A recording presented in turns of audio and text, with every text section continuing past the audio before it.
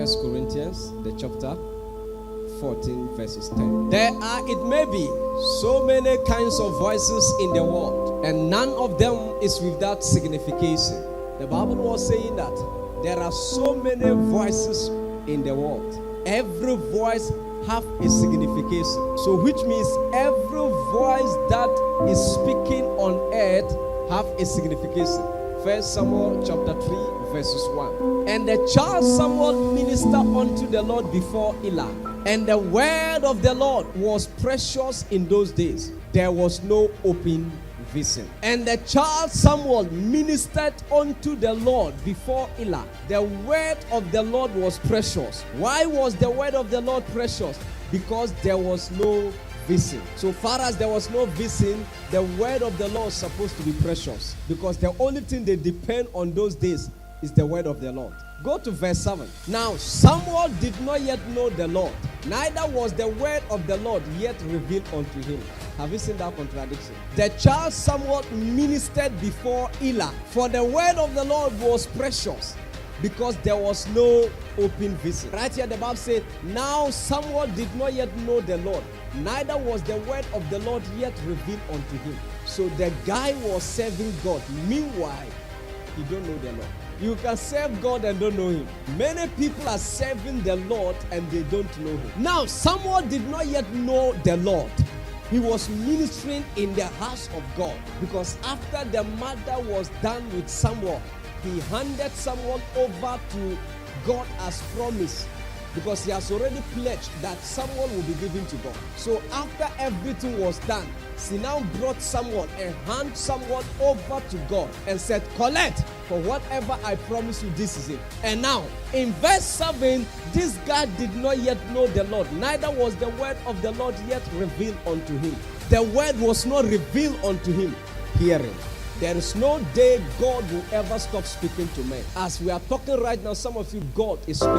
It is men who have lost the sense of hearing. It is not God who have stopped hearing. Because there is no day God will ever stop speaking. Because there are two things God does best, and that is speaking and doing. That's the only things God does now. He speaks and he does. There's nothing left unto him to create again, but he speaks and he does. Whenever you see a miracle happening, there is an involvement of God. Whenever you see a man hearing or taking instruction, there is a voice of God in that atmosphere that man is speaking, because that is what God does best. But men have lost the sense of hearing the voice of God to a point where men don't even know if this is God speaking. There is no day God will ever stop speaking to a man, and no amount of your sin can stop God from talking to you. Because even when you sin, the consequence of the sin is a voice to you. When you robbed and they arrest you and put you in prison,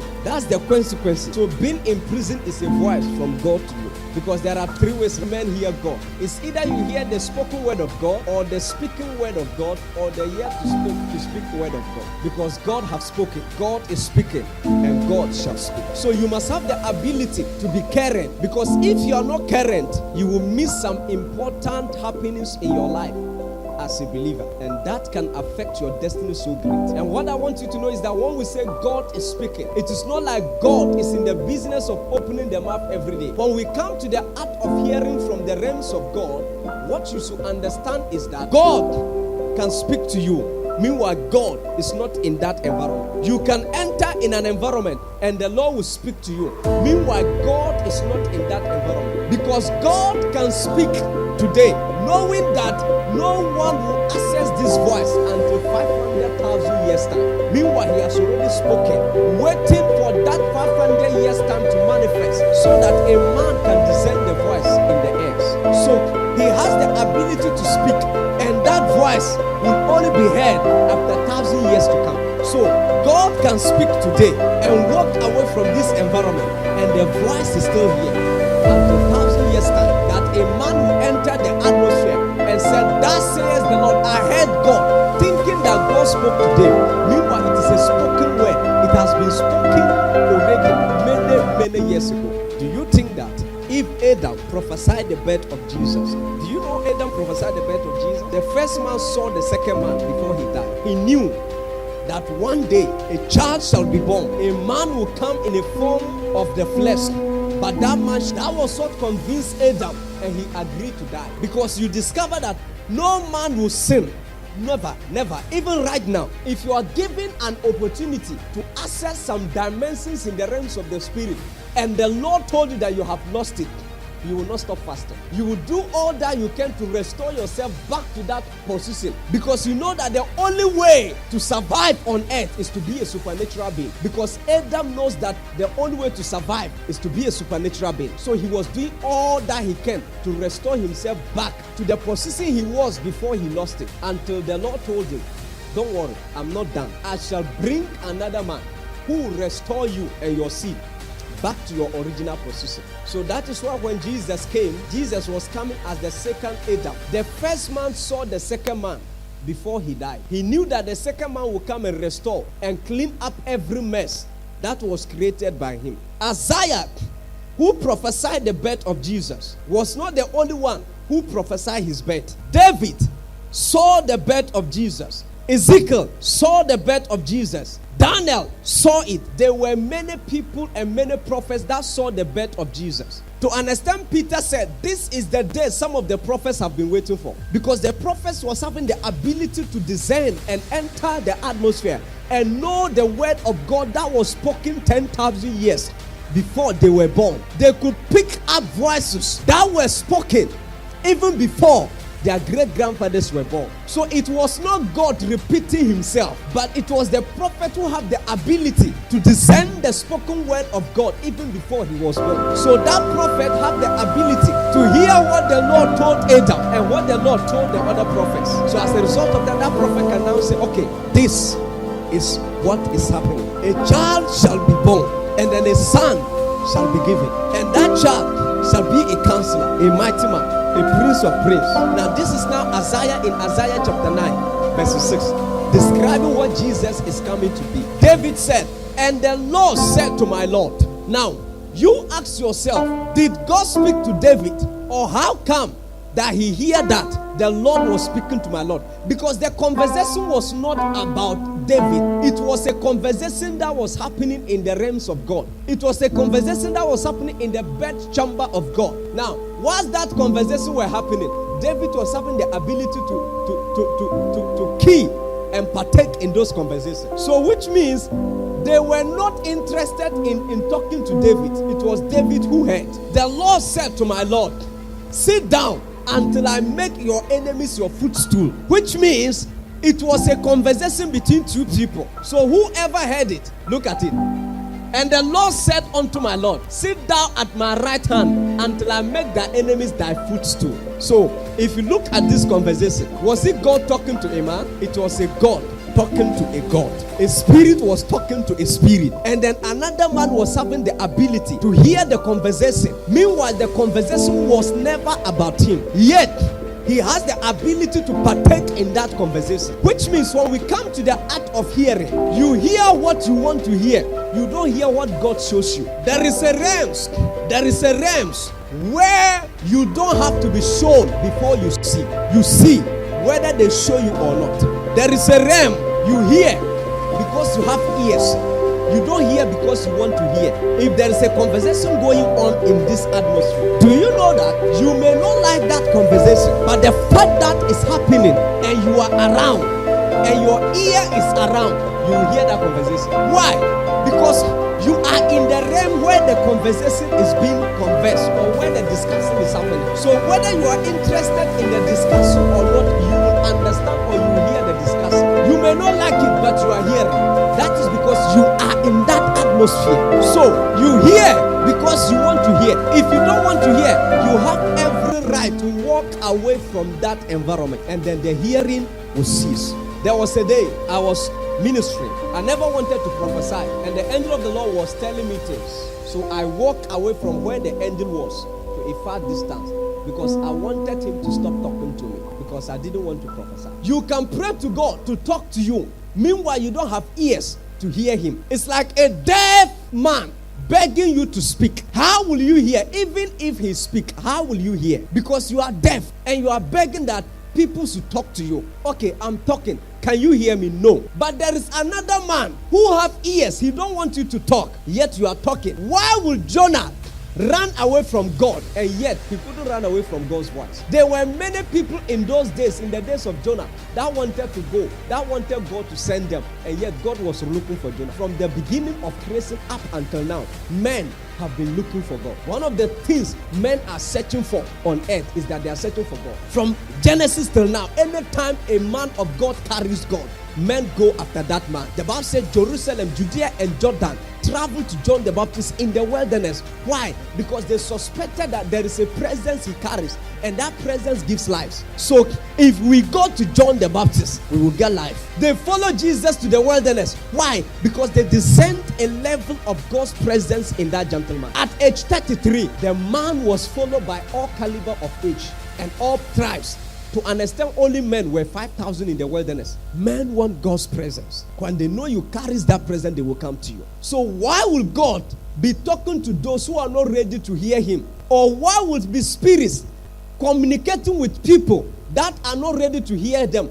And those who are ready to hear them, they don't have time for those people. That is because those who are not ready have ears, but those who are ready don't have ears. As far as you don't have ears, how will they talk to you? How will I speak to you knowing that if I communicate, you don't hear me? So I told you that there are 7 levels of prophetic ascendancy, and the 3rd level is maturity. And when you get to that level, you don't speak because the people want. You don't speak because you have mouth. You speak because the people have ears. And God is in that realm. God don't speak because he have mouth. He speak because the people have ears. You can beg him to speak, and he's quiet. Because when he looks around, there's no man with ear in your environment. Every ear is closed. When we come to hearing, we must understand that man is the problem. It is never God. There's no day God will ever stop speaking to you. Do you know why? He has put in a system in place that he don't have to be involved before he speaks to you. So God don't have to open his mouth before he talks to you. I just pray that people will understand this so that they will stop worshiping idols. Because when people are praying that they want to hear the voice of God, they are imagining God talking to them audibly, appearing and said, "Oh Moses, I am in the fire." Jacob said, "For I have seen God face to face." Why? Because I, Jacob, have wrestled with God. Since when did a human being start wrestling with God and start winning that battle? You can't fight God and win. When prophet Hosea came, he said Jacob never saw God. Prophet Hosea corrected Jacob. Jacob, who said, the Bible said in Genesis 32 verses 30, and Jacob called the name of the place Peniel, for I have seen God face to face, and my life is preserved. It's not true. So Prophet Isaiah came and said, whatever Jacob said, it was not true. I, Hosea, was taken in the realm of the spirit back into that realm, and I discovered that it was not God, but it was an angel. You may also be praying, trying to see God face to face, because Jacob would think that was God. That was not God, because he was corrected by Hosea that it was an angel. And for all you know, if we trace that angel, we can trace that angel to another group of angels that was not good at warring. How many of you discovered that there was an angel that God sent? They were having war against Israel. Before they sleep and wake up, the angel had killed them. Thousands of enemies, less than one night. Thousands and thousands of soldiers were slaughtered by one angel. Which means that angel was not even coming to fight with Jacob. If he was coming to fight with Jacob wouldn't have won the battle. So Jacob think that he fought with God and succeeded. Meanwhile, in the realm of the angel, it was not a fight. I am passing and you hold me. Let me go. I won't let you go. Let me go. I won't let you go. It is not a fight. If it is a fight, Jacob will survive. So, which means sometimes there is a manifestation that can look like God himself came in that manifestation. Meanwhile, if you investigate it, you will discover that it wasn't God who came in that manifestation. A man of God can finish fornicating and come here and look at a demon and say, out. And the demon is doing like that.